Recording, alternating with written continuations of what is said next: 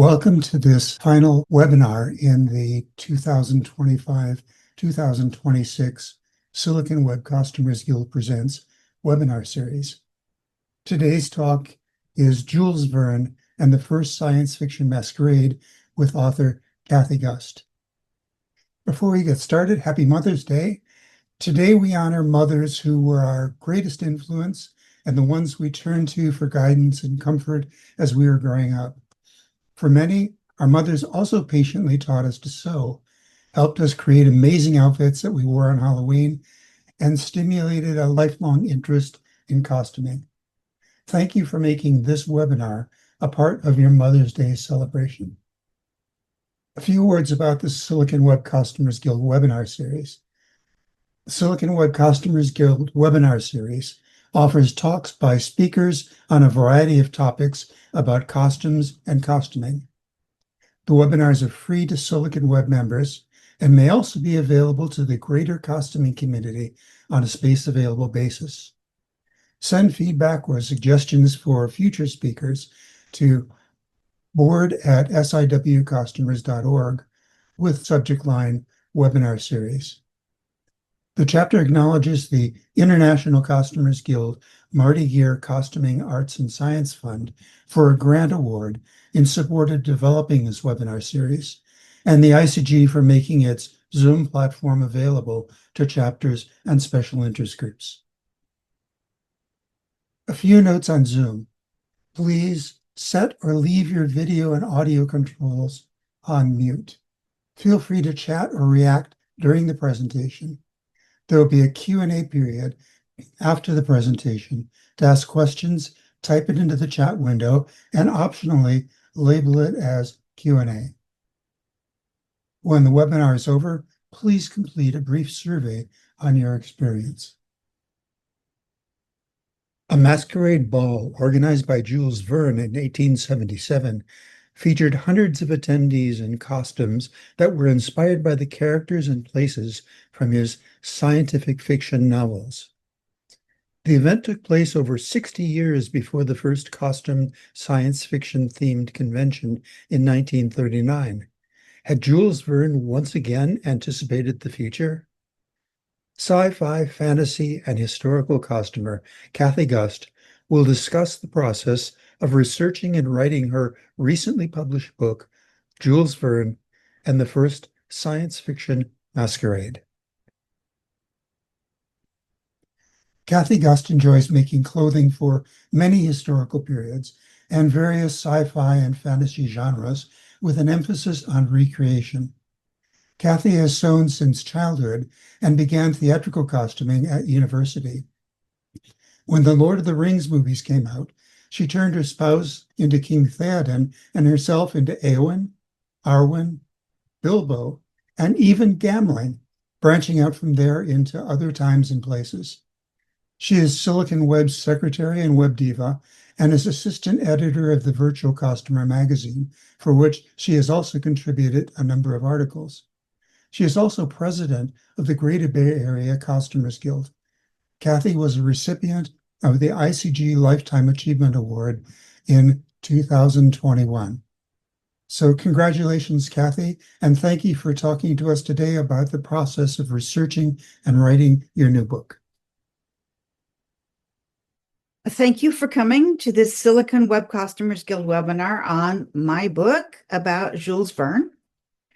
I am planning to tell this in story form, but feel free to ask questions in the chat as we go along, or there will also be another question period at the end. I can state here at the beginning of the talk that it is my personal opinion that Jules Verne did in fact host the very first science fiction masquerade. So this is the start. In mid-October 2025, I got a note from the editor-in-chief of the ICG Press. That would be my husband, Phil. He was asking whether there was a book idea based on something he had run across, and it was this image from Le Monde Illustré. That's a French newspaper, and it says very briefly something about a costume ball given by Jules Verne in Amiens, and he knew it was sometime in the 1800s. Now, this is a slightly better resolution image than the one he originally found, but it's still not great. And it doesn't say much about the event itself. But he thought the idea had some promise, assuming that nobody had done it yet. So he asked the research group of the ICG Press, that would be me, to check it out. And what I discovered was no one had written anything about it in English. And in fact, no one seemed to have written much about the idea at all. So after I reported back to him, I said, I can dig a bit deeper and see whether anyone mentioned it in one of his biographies or something like that. His books were well out of copyright, so it looked like it might be a possibility. One of the things we had to take into consideration before we could decide whether it was worth doing a book is whether things were still under copyright. It turns out that long ago, no. Jules Verne's works, the early illustrations of his books, and a lot of other things are no longer in copyright, so it is fair game for us to use them. So the timeline of the book, in mid-October, he mentioned the book idea to me. From that time until the end of January in 2026, I kept doing research on the book. I usually spent several hours a day, not consecutively, but as I was having success finding things. And then I would take a little time off and go back to it later in the day. I finished writing the first draft at the end of January and turned it in to Phil. He looked at it, suggested some revisions, suggested some additions. I rewrote the draft and turned in a finished draft in February of 2026. So that's how long it took me to do it. I thought when I started that it would be important for me to include some information about Verne's personal life and why he decided to do these events. If you're an American, you're probably really well aware of Jules Verne as a forerunner of what we now call science fiction. This picture of Verne and his wife Honorine was taken in about 1900, toward the end of his life. Few Americans are aware of the fact that not only did he start the idea of scientific fiction as it was known back then, but he was a really big influence on the rise of popular fiction in general, not just in France, but also in English translation. That particular era was a time when printing had become industrialized. All of the sudden, there were magazines, there were newspapers, there were lots of books. Literacy was rising across all socioeconomic strata, and there was a growing middle class that wanted, I suppose you would call it, accessible entertainment. They wanted more to read, more to see, more to go to the theater about. And Verne was particularly influential in this movement.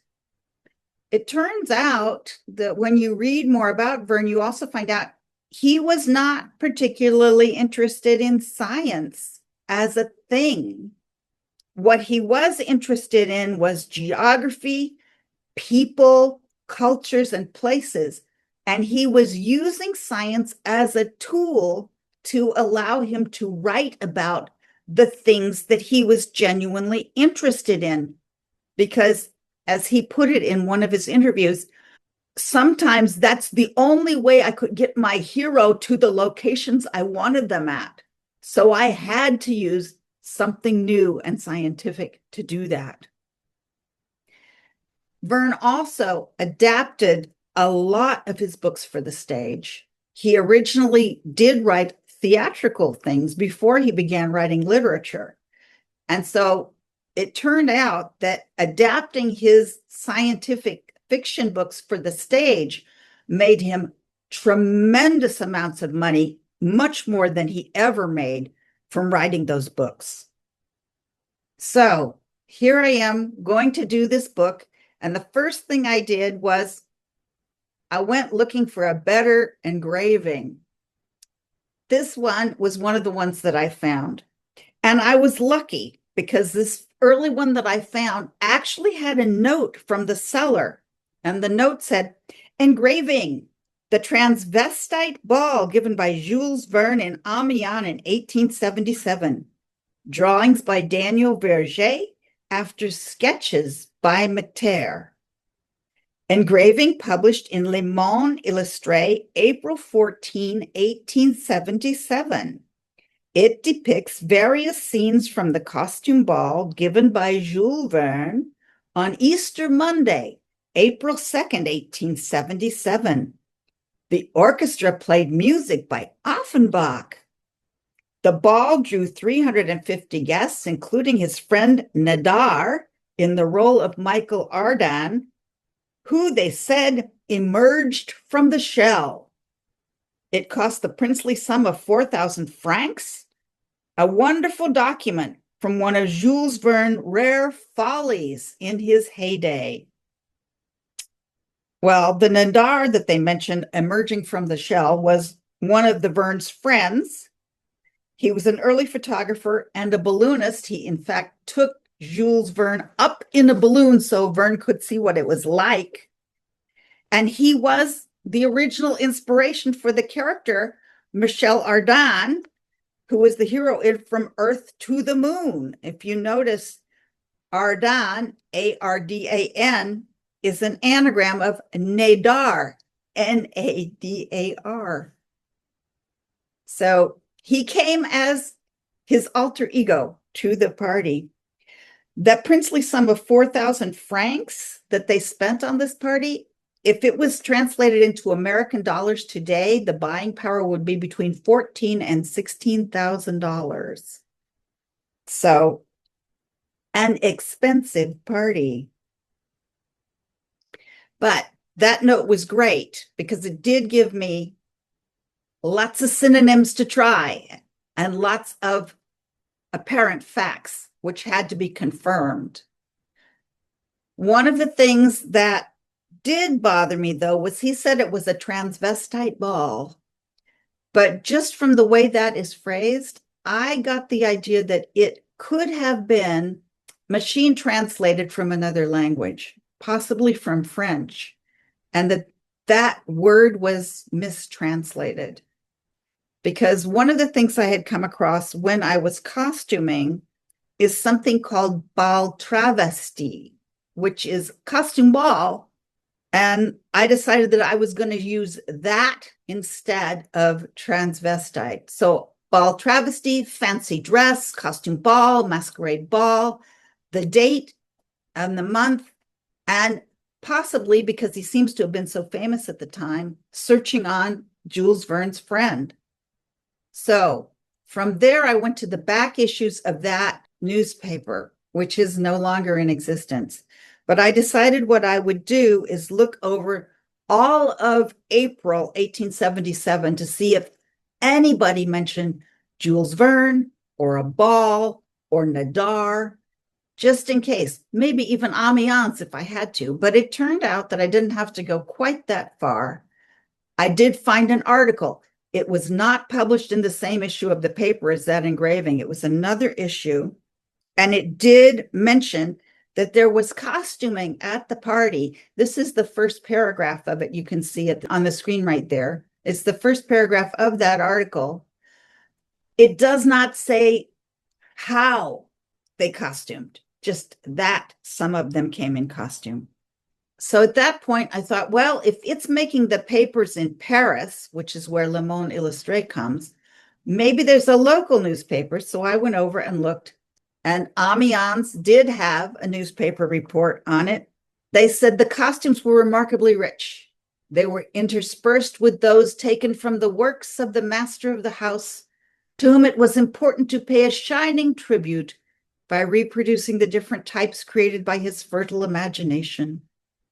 In the assembly, one recognizes Captain Nemo, Professor Lindenbrock, Phileas Fogg, Passepartout, Michael Strogoff, all of Verne's characters. Well, in this little news report, it said at least 200 of the guests came in costumes, including his close friend. I now found out his full name, Gaspard Felix Tournachon, who was known as Nadar, and that he was the model for the hero of 2 of the novels, and that he came costumed as his own character. So that confirmed quite a lot of information right there. The one thing that occurred to me later is by the time he held this party, he had not only written From Earth to the Moon, which was the theme of this party, he had already written Around the World in 80 Days. And it was very popular to come to costume balls back in that era, dressed in what they called national costume. So if there were people there in national costume, they might have been celebrating Around the World in 80 Days, and the newspaper reporter might not even have picked up on it because he was so fascinated by seeing all the science fiction characters instead. I also turned up in the same search, just serendipitously, something from 2007 in the French newspaper Le Figaro. The Verne Museum in Amiens, which is one of the famous museums, it's located in his old home, had a little paragraph inserted in Le Figaro that said that they were holding a gala based on one of Verne's balls, Around the World in 80 Days. But we know that this ball is From Earth to the Moon. So that set me wondering, was there another one that we didn't know anything about? In 1893, a gentleman named Claude Lepanay did a speech to an academic group about Jules Verne, his life as a writer. And he put the speech out, the whole text of his speech, in a little pamphlet. And in the back of the pamphlet, he printed this timeline of the important events in Jules Verne's life. And it was, again, in French, like so much of what I was finding. But this does confirm, and you can see the highlighting, 2 different costume balls. The one in April 1877 on the theme of From the Earth to the Moon that was held at the Salon Saint-Denis. The Salon Saint-Denis in Amiens was, I think we would say it was something like a civic auditorium. It was a huge ballroom, rather the size of a basketball court, maybe even larger. It could hold quite a lot of people for a dancing evening. The second ball in 1885 in March was the theme, The Inn of Around the World. So not 1, but 2 masquerade balls based on his writings. And I want to be clear at this point. I'm sure it's obvious from my pronunciation.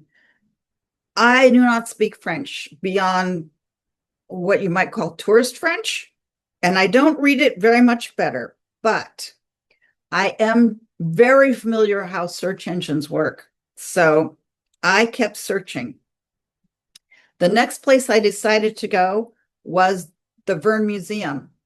It turns out there are 2 Verne museums. There is one in Nantes, where he was born, and there is a second one in Amiens, which was his adopted hometown later in life and where he died. So I searched those because I thought if the museums mentioned them at all, they would only give facts, no speculation. They would only want to put out things that were known. I found that old engraving again at one of the museums, but they put out some additional information. They said many of the guests took the inspiration for their costumes from the characters from the Voyage Extraordinaire. Well, Voyage Extraordinaire, it turns out, is a subset of his writings, and they include 54 to 62 of the famous scientific fiction writings. So, Around the World in 80 Days, 20,000 Leagues Under the Sea, Earth to the Moon, Mysterious Island. All of those are grouped together in these Voyage Extraordinaires, which were released at the time, very popular and expensive Christmas books with bright red covers and gilt edges. This poster is for the second ball. One of the museums, the one in Amiens, actually had this poster. It was hung on the outside of the house the night of the ball. And they had a little information. On March 8th, 1885, Jules Verne appeared he was dressed as a chef, although other reports say he was dressed as a butcher. But there is a sketch of him wearing what we think of as a chef's hat, welcoming his guests to the masked ball held at his home, and his wife was dressed as the innkeeper. The theme they chose was travel, and although no original invitation exists, comments in letters at the time say the guests were requested to dress in traditional costumes from different countries from around the world in 80 days. So that's why the theme is the Great Inn from Around the World. And you can't really read it very well because the poster is very much faded, but under those three little men there, it says, "For one night only, the drinks will all be free," which I thought was pretty funny. I'd like to talk a little bit now about machine translation because, as I said, I don't speak French, so I was relying on a number of different machine translations to translate the French for me, except in the case of this one, where the website for the museum is both French and English. This is an example. If you remember, when I was talking about the original discovery of that engraving, it said Nadar emerged from the shell. Well, I ran it through another translation machine. Nadar emerged from the ball. And that didn't make sense either. I mean, ball means a lot of things, which is something you have to consider when you're thinking about machine translation. Ball can mean the round thing that bounces. Ball could mean the dance. So there was no way to tell what it was. I decided the best thing to do in this case was to go back and look at illustrations from old original versions of his books to see if Nadar is portraying that character. Is there a shell? Is there a ball? What is there? And as you can see in the middle picture and the one on the right, where Michael Ardan is actually emerging after he returns to Earth from his trip to the moon, what that used to mean in Verne's day was a munitions shell or a bullet. And you can see in the pictures, that's very clearly what it is. Well, I also zoomed in really tight on a piece of that clearer version of the engraving and saw the picture on the left, which is a gentleman in some kind of a cylinder that says, well, the top of it says La Terra, so the Earth. His face is looking out of a crescent moon, and down in the side of his little cylinder, there's a little man peeking out, who I think is meant to be Michel Ardan. So that is Nadar emerging from the shell, which is really supposed to be a bullet as he's going from Earth to the moon. I did find yet another of those images of that old engraving for sale. This time it had a quote from Verne attached to it. And the quote said, "On Easter Monday, we are throwing a masquerade ball." 700 invitations have been sent and 350 accepted at the least. The whole town is talking about it. So now I had another quote to go after, and searching with parts of that led me to a biography about Jules Verne and his marriage. And it gave not only the wording of the first invitation, which you can see here on the screen. Mr. and Mrs. Jules Verne request the honor of inviting you to spend the evening in the salons of the Salle Saint-Denis on Easter Monday, April 2nd. They thank in advance those of their guests who would be kind enough to come in costume for this dancing evening. So yes, he did say costumes would be admired, but not required. But he also didn't specify what kind of costumes you needed to wear. It seemed any costume would be all right. So apparently, those who came in costumes from his books did so because they chose to do that, not because they were asked to do that at the first ball. Additional searching led me to some letters that he wrote to his friend and publisher at the time, talking about how the ball had come about and what the result of it was. And indeed, they invited 700 of their closest friends, including the entire town of Amiens, to show up for that thing. And at least half the people they invited did come from as far away as Paris for that evening's entertainment. The same book that had that information also mentioned the second ball, but it didn't give nearly the amount of detail about the second ball, just that it was held and that it had the theme we already know about. Another thing I found that was very helpful was this interview in McClure's magazine. This interview was in 1894, which means it probably happened in late 1893 because it takes a while for a magazine to publish. McClure's was very popular. It was part of that literary expansion at the time. This is an American-only magazine, although I imagine if you were in Britain, you could have gotten it. They were well known for interviewing famous people. And it came out every month and was illustrated. Verne died in 1905. So an interview that happened in late 1893 would have been late in life for him. He did talk about his philosophy as a writer, his life as a writer, his personal relationship with his adopted hometown of Amiens. He did not discuss the balls in particular, but he did give a number of quotes that I used in the book that appeared in this interview.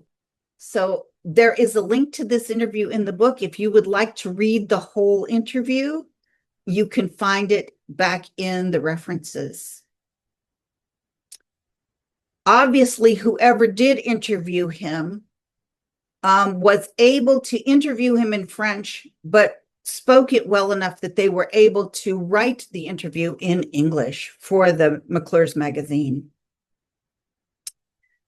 At this point, I felt that I had covered the research on both of the balls and on Verne's life as well as I could manage with the resources available to me.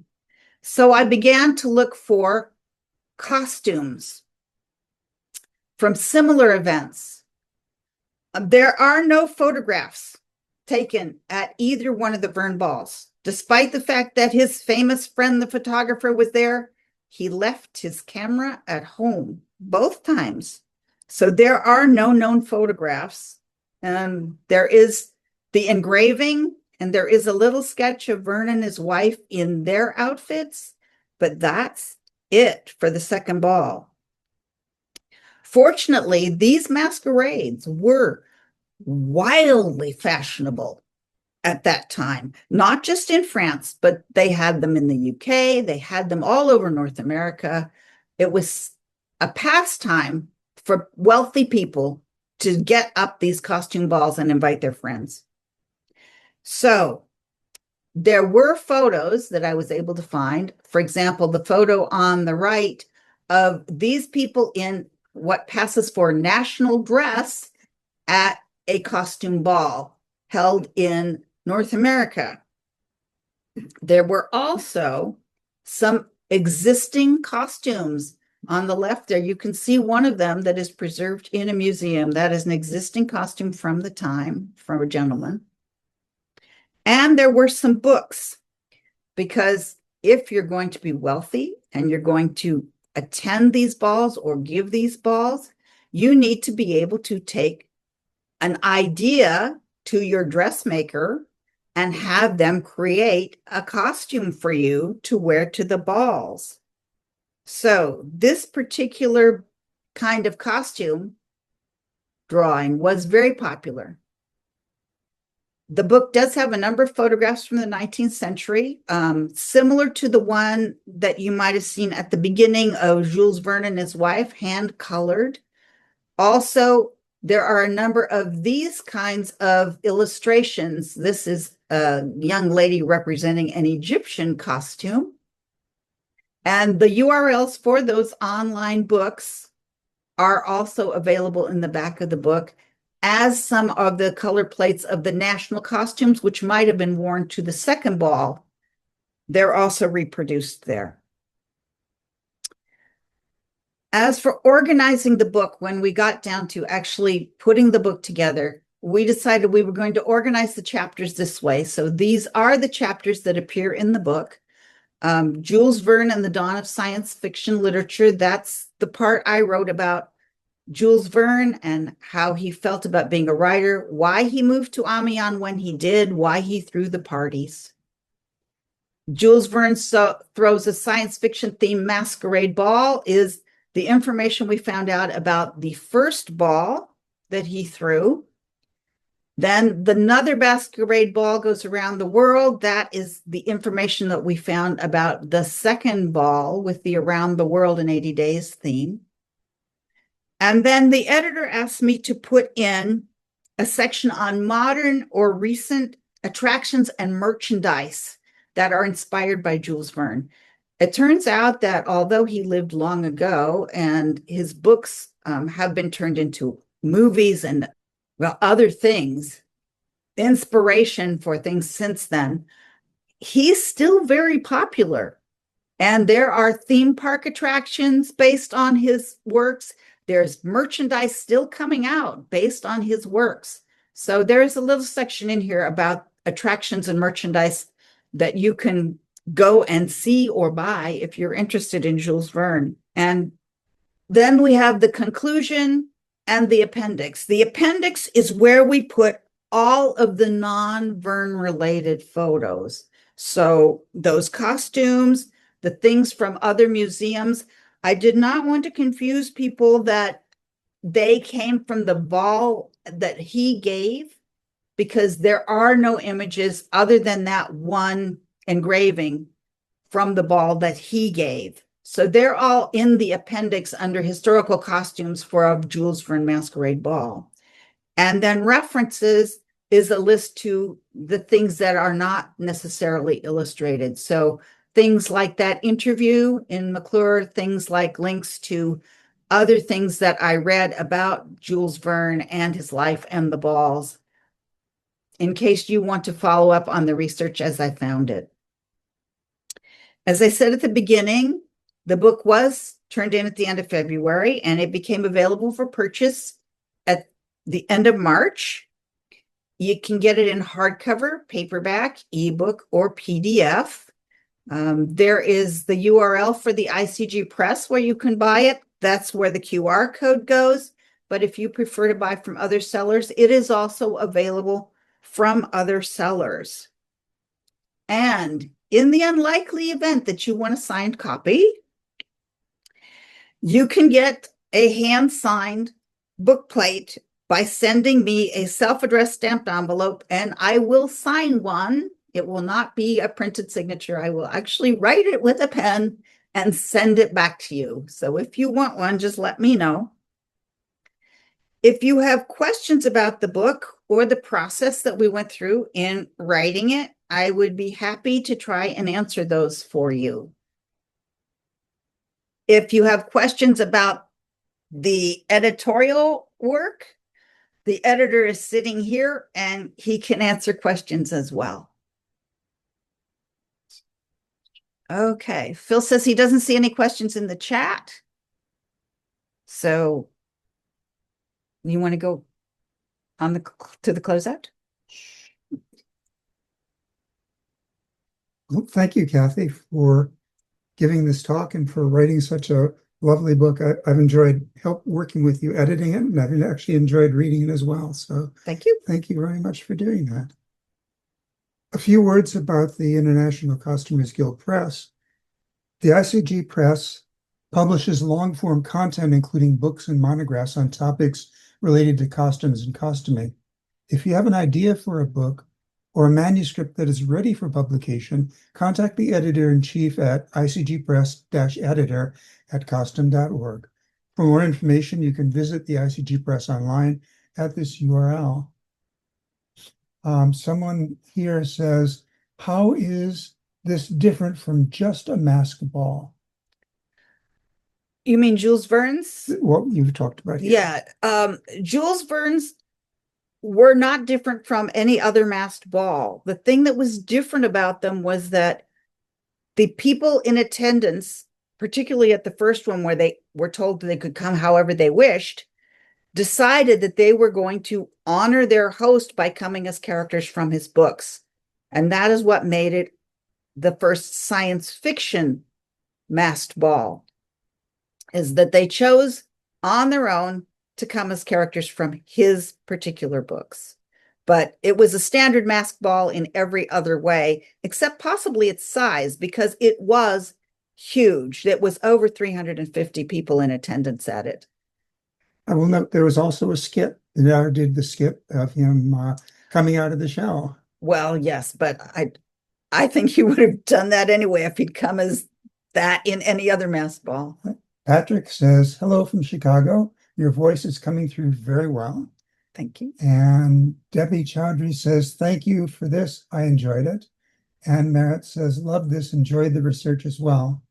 Patrick says, I did see the word costumer in French more than a mask, as a comment, I guess, to Anne's original question. Yeah. A mask, MASQUE, that's more of a theatrical event.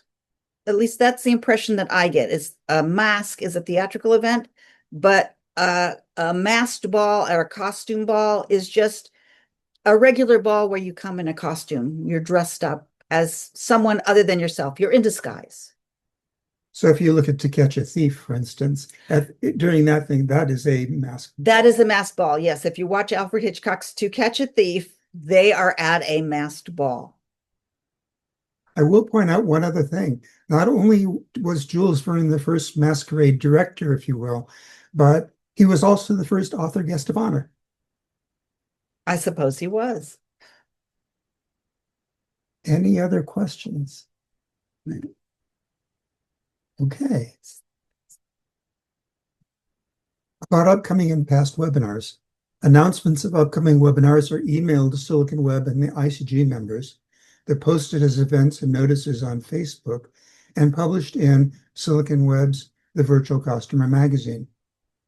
Information on upcoming webinars also appears on the calendar page of the Silicon Web website. Recordings of past webinars, and this one will be available in a few days, are available on the webinars page. And should you be interested in finding out more about Silicon Web or possibly joining, there's information on the Silicon Web website on the Join Us page. So again, Kathe, thank you very much for the webinar. Thank you. And thank you all for joining us today. And we'll look forward to seeing you again this fall for the next webinars in the series.